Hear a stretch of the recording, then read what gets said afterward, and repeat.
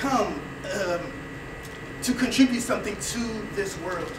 Okay, your greatest artists have started from when they were a baby and hone in on that gift that God gave them to become the Michael Jacksons or the Princes or the whoever is really up there. I don't really follow trans numbers, but they are where they were because they nurtured that inner desire to become who God wanted them to be. And because of that, we have great music, we have great television, we have great businesses, we have cars, we have planes. I mean, everybody in here should be unrealistic in their thinking. It was unrealistic to believe that you could flip a switch and there'd be light inside a building, but that guy Thomas Edison didn't think so. It was unrealistic to think you could bend a piece of metal and fly over was it the river or the ocean?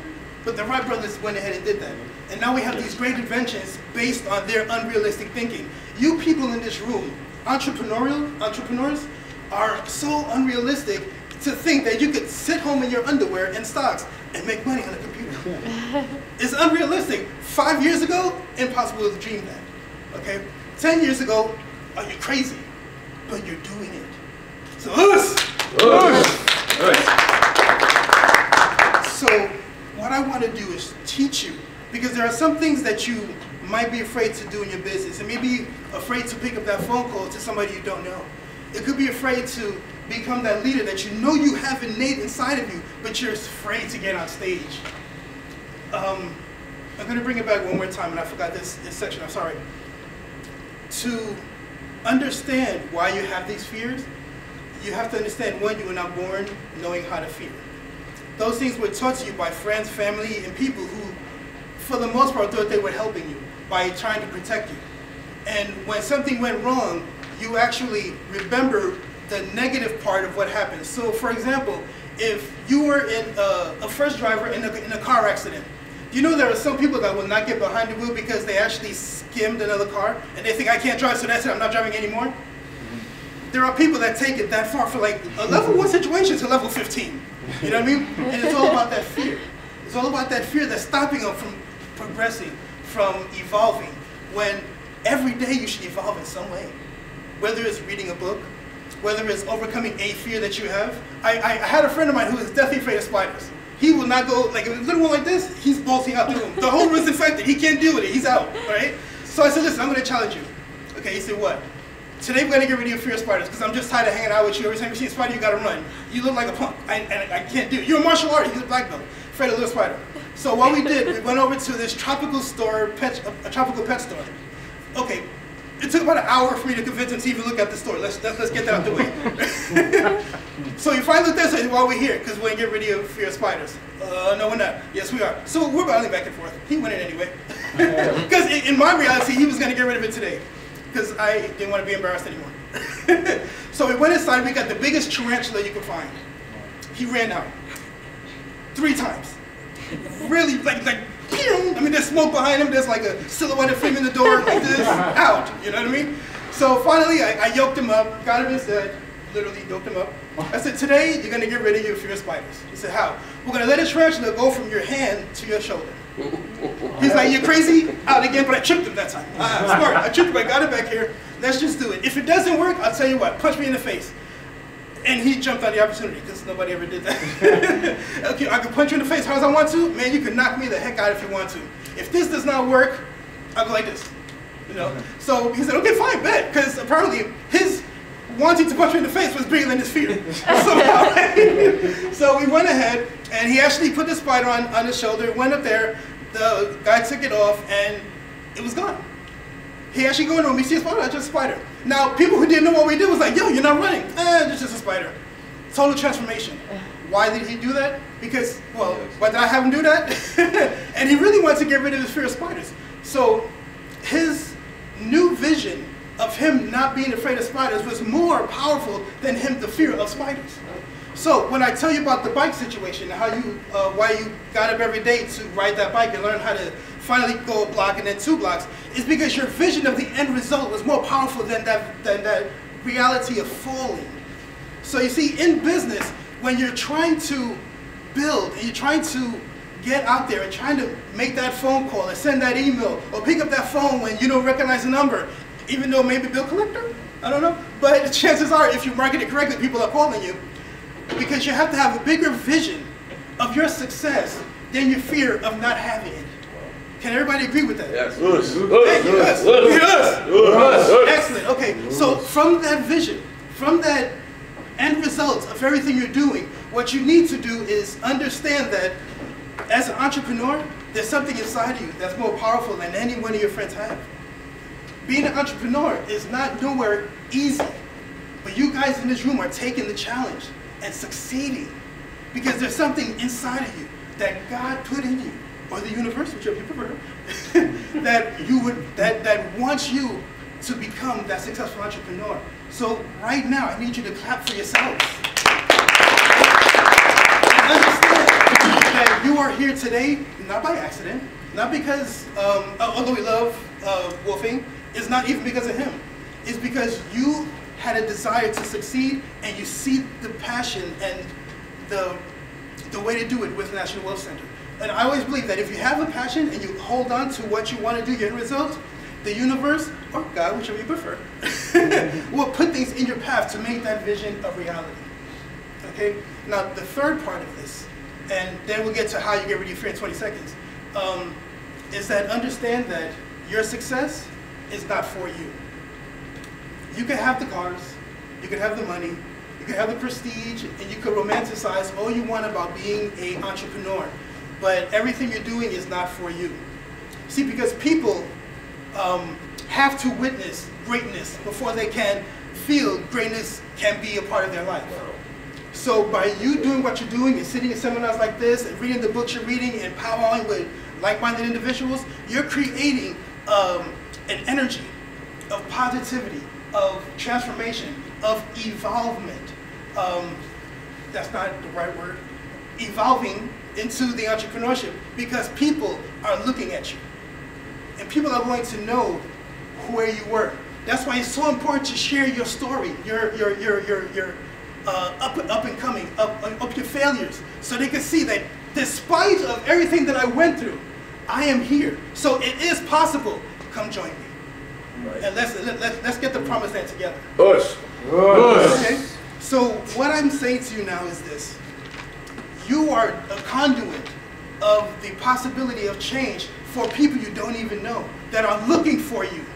So it's your right, responsibility, and honor to become as rich as you can and enjoy all of the things that life has to offer, the traveling, the cars, the boats, the family that we have here together, so that people can see, even though they're lonely, even though they don't have a job, even though they got 3 kids and can't pay their child support, and all this other stuff is happening in their head, what you can be is that icon. You know what? I might have something that can help you. Let's talk. Because everybody is looking for something better. I dare say if you talk to 10 people and 10 of them say, no, I don't want that, is that pyramid scheme or whatever, chances are that 9 of them are going to go home and think about that conversation. Even if they say in your face, yeah, you're stupid, they're going to go and look at their lives compared to what you have and be like, you know what?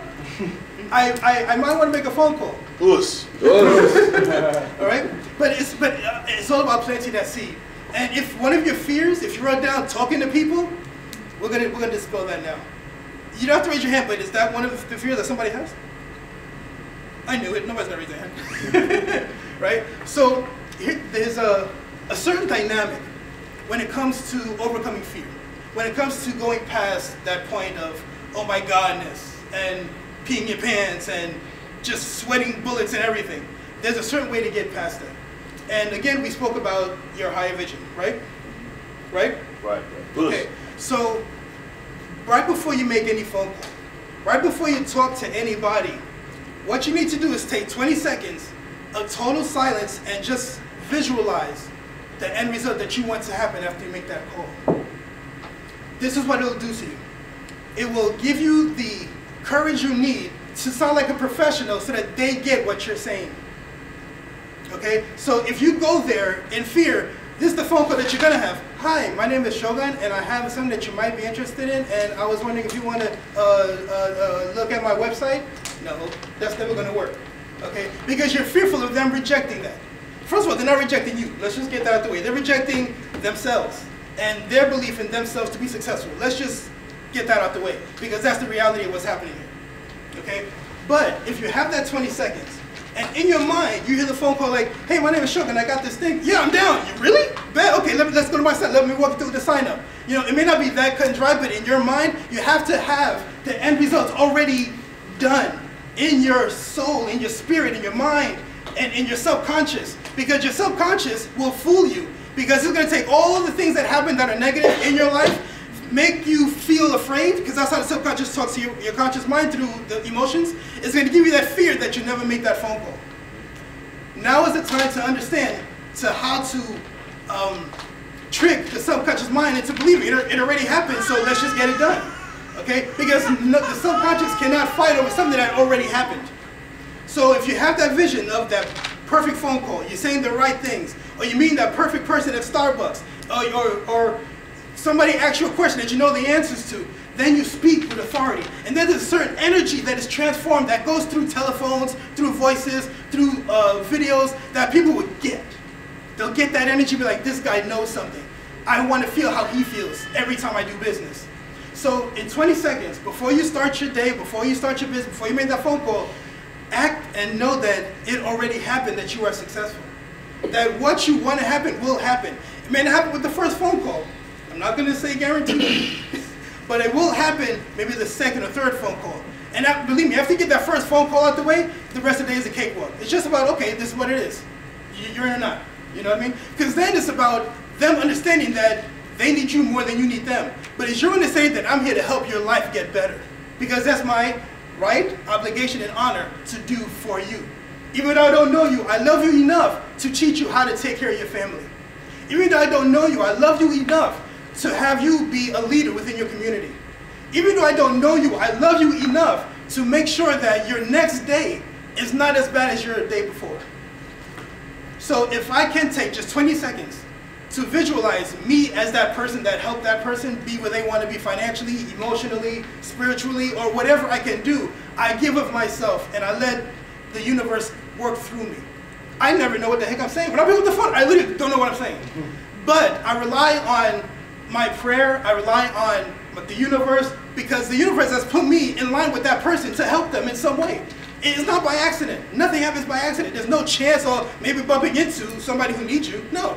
The person asked for something, the universe gave them to you. Now there's your baby, so you have to nurture them. As she said earlier, yes, there's a nurturing process.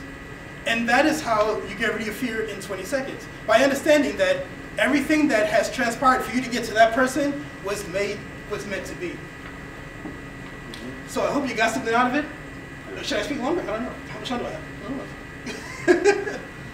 Because I basically said everything I need to say. I guess if you have any questions, can we do questions? Absolutely. Yeah, so if you have any questions about anything I've said or anything in general about fear, then ask. Yes? I don't have a question, but I just add to what you're saying about destinations. Mm-hmm. When we leave here, we already have in our mind's eye, before we even leave the room, where we're going. Mm-hmm. We have in our mind's eye, and we done figured out what roads we're going to take to get to where we want. Mm-hmm. And then we take that action, and as long as we follow the course, we might run into some detours, some lights, all of these obstacles, but eventually get there. That's, in essence, what you just said. Right. You got to picture it first. One real quick before I forget, thank you. You sparked the memory. There are going to be obstacles in your way. There are going to be people that don't join. There's going to be times where you can't do anything that whole day. Understand that that is a true blessing. And I'll tell you why.